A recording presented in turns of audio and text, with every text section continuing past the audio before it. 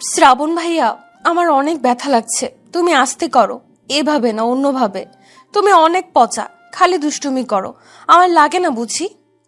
ওই, আমি কি তোমার ভাইয়া হই? আমাকে ভাইয়া ডাকলে কেন? ফাইজলামি শুরু করছো? হ্যাঁ, আমাকে ভাইয়া ডাকার সাহস কে দিয়েছে তোমাকে? ফাজিল মেয়ে কোথাকার। আহ, লাগছে। এমন করে দিচ্ছ কেন? এর জন্যই তোমার কাছে আসি না আমি। আমি আসলেই তুমি বদমাইশি শুরু করো। পচা পচা পচা তুমি। কাজ নেই, খালি আমার সাথে করবে বেয়াদবি, বদমাইশি।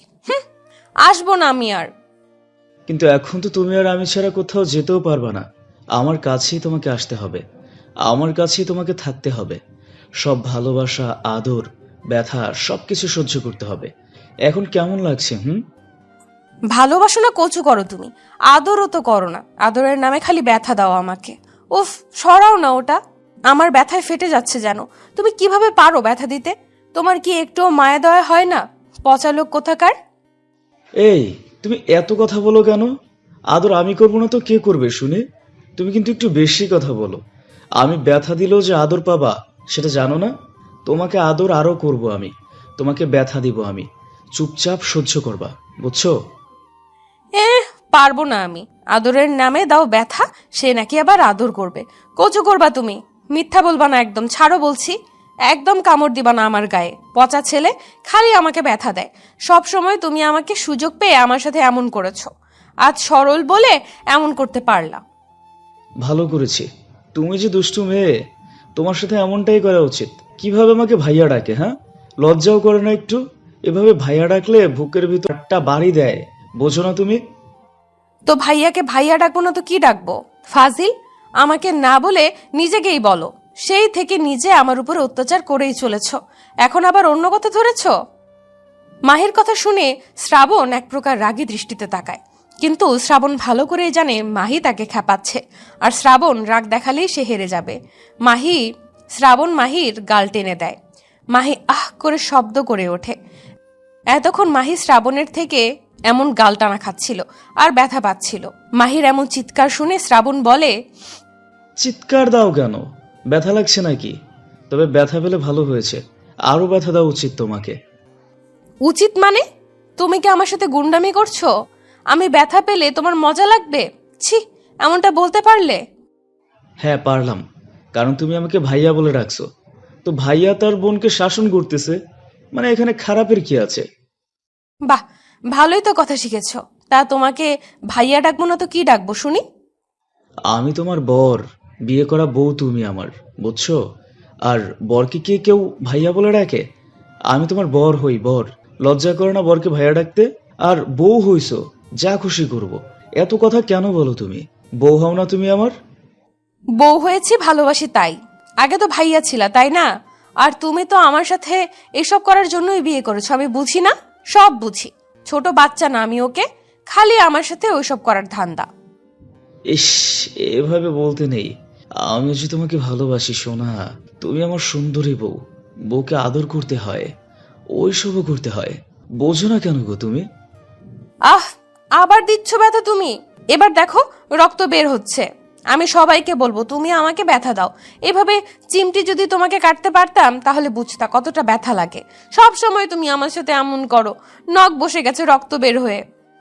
শ্রাবণ মাহির হাতের দিকে তাকায়। আসলেই এবার জোরে চিমটি কাটা হয়েছে।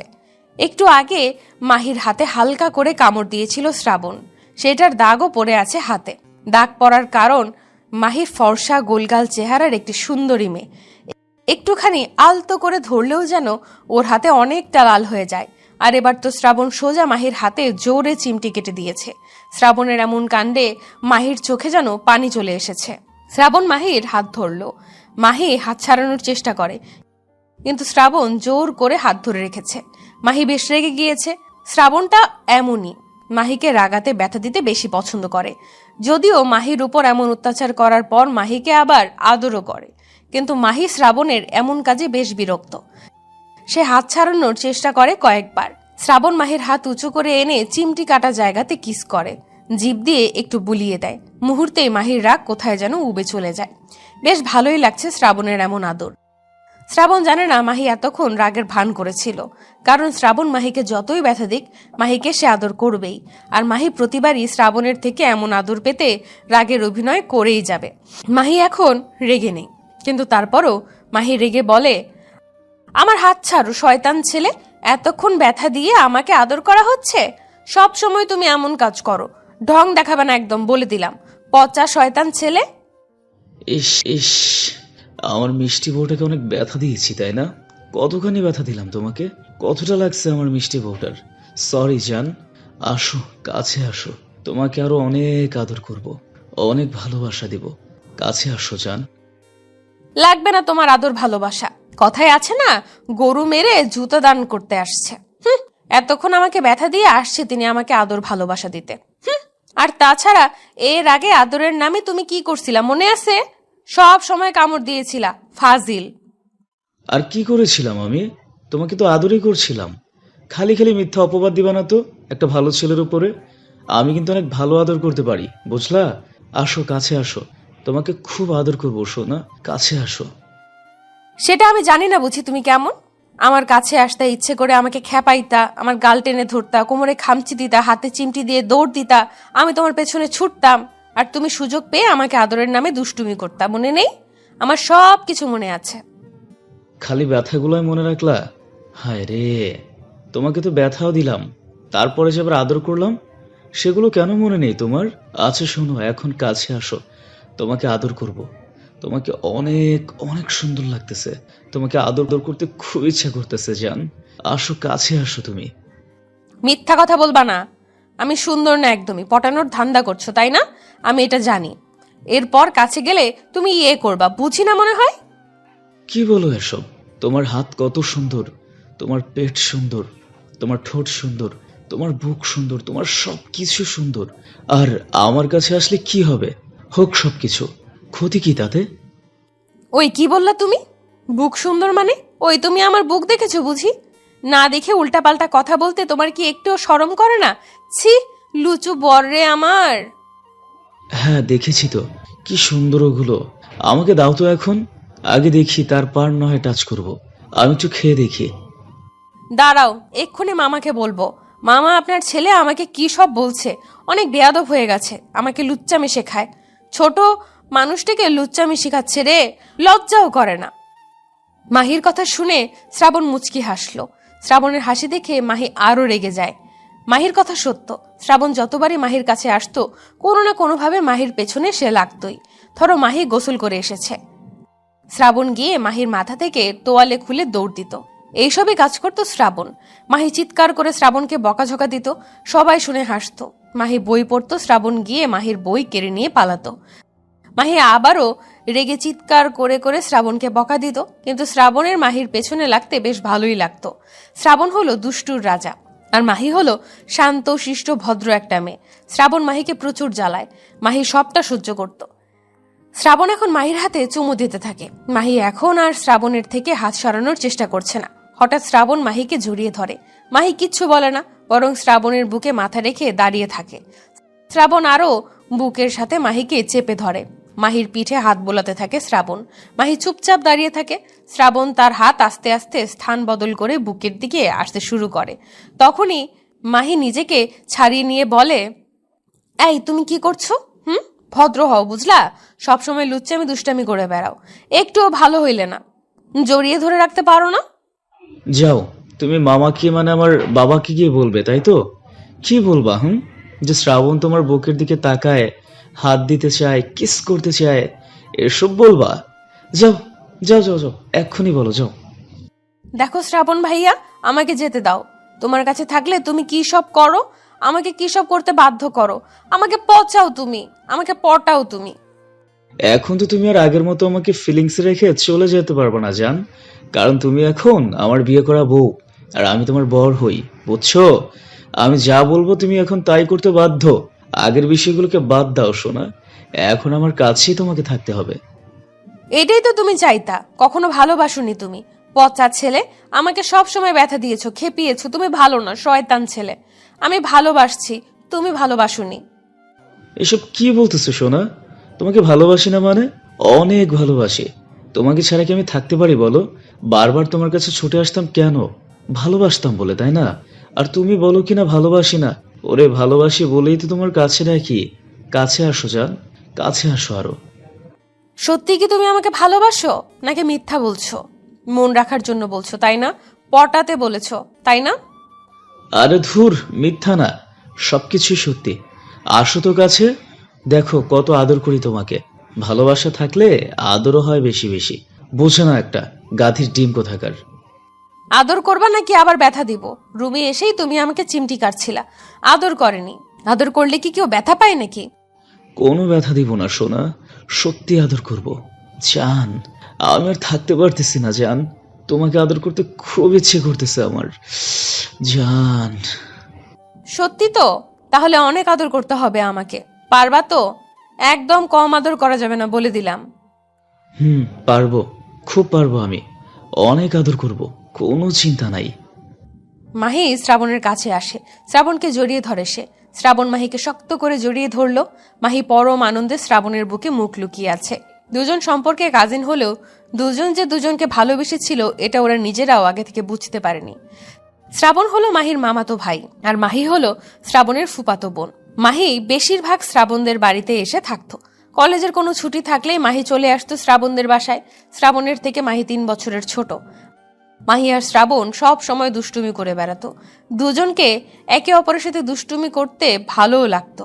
একদিন সন্ধ্যার সময় শ্রাবণ এসে মাহির চুল টেনে ধরে গালে একটা চুমু দিয়ে দৌড় দিয়ে চলে যায়। মাহি অবাক হয়ে শ্রাবণের দিকে তাকিয়েছিল, কারণ শ্রাবণ সবসময় দুষ্টুমি করলেও কখনো মাহির এত কাছে আসেনি। প্রথমবার শ্রাবণ মাহিকে চুমু দেয়। শ্রাবণ চুমু দিয়ে দৌড় দেয়। এরপর মাহিও শ্রাবণের পেছনে দৌড়াতে থাকে। শ্রাবণ দৌড়াতে দৌড়াতে হাঁপিয়ে যায়। একটা রুমের মধ্যে শ্রাবণ এসে বসে। শ্রাবণ ভাবে মাহি সেখানে আসবে না, কিন্তু হঠাৎ মাহি সেখানে চলে আসে। শ্রাবণ মাহিকে দেখে ভয় পায়। ওই বেয়াদব ছেলে, কি করলা তুমি? আমার সাথে এটা করতে পারলা?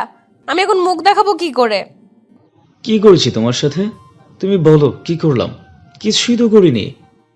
কি করেছো জানো না? আমার গালে কিস করে পালালে কেন সেটা আগে বলো। ও, পালিয়েছি বলে রেগে গেছো? চিন্তা নাই, আমি আছি তো, আর পালাবো না। আসো, ফেরত দাও। দেখো, একদম ফাজলামি করবা না। তুমি কিস করলা কেন আমাকে? আচ্ছা যাও, আর কিস করব না। আমার চুমু ফেরত দাও এক্ষুনি। একটা চুমুর জন্য কেমন করছে, হ্যাঁ? হ্যাঁ, ফেরত দিতেই এলাম, কারো জিনিস রাখি না। মাহি কথাটা বলে শ্রাবণের গালে কিস করে। শ্রাবণ হাসতে থাকে। শ্রাবণের হাসির কারণ মাহি জানতে চায়, কিন্তু শ্রাবণ সেটা না বলে উল্টো মাহির ঠোঁটে কিস করে বসে। মাহি আরো রেগে যায়। মাহি শ্রাবণের দিকে রাগী দৃষ্টিতে তাকাতেই শ্রাবণ মাহিকে জড়িয়ে ধরে। এমন সময় কারেন্ট চলে যায়। একটা রুমে দুজন মানুষ। মাহিকে জড়িয়ে ধরে রেখেছে শ্রাবণ। মাহির যেন হাত পা কাঁপতে শুরু করেছে। কিছুই বলতে পারছে না শ্রাবণ। শ্রাবণ আস্তে আস্তে মাহির কানের কাছে মুখ আনলো। শ্রাবণের নিঃশ্বাস মাহির কানের উপর এসে পড়ছে, আর তাতেই মাহি যেন আরো দুর্বল অনুভব করে শ্রাবণের প্রতি। শ্রাবণ মাহির কানের নরম লতিতে মুখ দিয়ে একটু চুষে দেয়। কানের উপরে ঠোঁট দিয়ে কামড় দেয়। মাহি চমকে ওঠে। মাহির এমন চমকে ওঠা দেখে শ্রাবণ আরো শক্ত করে জড়িয়ে ধরে মাহিকে। মাহি কাপা কাপা গলায় বলল, তুমি এসব কি করছো? আমাকে ছাড়ো, কেউ এসে পড়বে। প্লিজ আমাকে যেতে দাও। মাহি, তোমাকে আদর করবো আজ, করো না প্লিজ। আদর করতে দাও প্লিজ মাহি, আমি তোমাকে কাছে চাই। ভাইয়া ছাড়ো তুমি। আমি কি তোমার বউ নাকি যে আদর করবা? বললাম তো কেউ এসে পড়বে। বউ আজ হোক বা কাল, হবা তো নাকি? আদর তো করবই। মানে কেন আমি তোমার বউ হব? আর কি করছো? আমার কেমন যেন হচ্ছে ভাইয়া, প্লিজ ছাড়ো আমাকে। উফ, সুরসুরে লাগছে। কারণ আমি তোমাকে অনেক আগে থেকে ভালোবাসি, তাই তোমাকে আমার বউ বানাবো, বুঝছো? চলো এখন আদর করি, তোমাকে অনেক অনেক আদর দিতে ইচ্ছে করছে। বিয়ের আগে এসব করতে নেই। ছাড়ো, কেউ এসে পড়বে, খারাপ ভাববে তো। মাহি নিজেকে ছাড়িয়ে নেয়। তখনই কারেন্ট চলে আসে। মাহি শ্রাবণের দিকে তাকালো। শ্রাবণ মাহির দিকে তাকিয়েছিল। মাহি আর শ্রাবণ দুজনেই বেশ লজ্জা পাচ্ছে। মাহি দৌড়ে চলে যায় শ্রাবণের থেকে। শ্রাবণ জোরে একটা নিঃশ্বাস নিয়ে বিছানায় শুয়ে পড়ে। এরপর শ্রাবণ বাড়িতে সরাসরি বলে দেয় মাহির কথা। মাহিকে সে ভালোবাসে, মাহিকে বিয়ে করতে চায়। সবাই রাজি হয়ে যায় ওদের বিয়েতে। এরপর মাহিকে বউ করে রেখে দেয় শ্রাবণ। মানে আজ ওদের বাসর রাত। শ্রাবণ এখনো মাহিকে জড়িয়ে ধরে আছে। বাসর রাতে দুজন দুজনকে কাছে পেয়ে অনেক খুশি। শ্রাবণ মাহিকে কোলে তুলে নিল, বিছানায় এনে শুইয়ে দেয় মাহিকে। মাহির কপালে একটা চুমু দেয় শ্রাবণ। মাহি শ্রাবণের গলা জড়িয়ে ধরে। শ্রাবণ মাহির কপালে চুমু খাওয়া শুরু করে নিচে নামতে থাকে। ঠোঁটের কাছে আসে শ্রাবণ, মাহির ঠোঁট চুষতে শুরু করে। দুজনে এখন ভালোবাসার আলিঙ্গনে ব্যস্ত, একে অপরকে আদর করতে ব্যস্ত। শুরু হয় ওদের দুজনের রোমান্টিক বাসর রাত। গল্পটি কেমন লাগলো তা অবশ্যই কমেন্ট করে জানাতে ভুলবেন না। পেজ থেকে দেখে থাকলে অবশ্যই পেজটিকে ফলো করে দিবেন, আর চ্যানেল থেকে দেখে থাকলে অবশ্যই চ্যানেলটিকে সাবস্ক্রাইব করে পাশে থাকা বেল আইকনটা বাজিয়ে দিবেন। আর নিত্য নতুন এমন সুন্দর সুন্দর ভালোবাসার গল্প পেতে voice of Priyanka YouTube channel এবং ভয়েস অফ প্রিয়াঙ্কা ফেসবুক পেজের পাশেই থাকবেন, এবং আমাদের সেকেন্ডারি চ্যানেল এবং পেজ প্রিয়াঙ্কাস ক্রিয়েশনে অবশ্যই একটা সাবস্ক্রাইব এবং ফলো করে যাবেন। ধন্যবাদ সবাইকে। দেখা হচ্ছে আগামীকাল নতুন কোনো গল্প নিয়ে।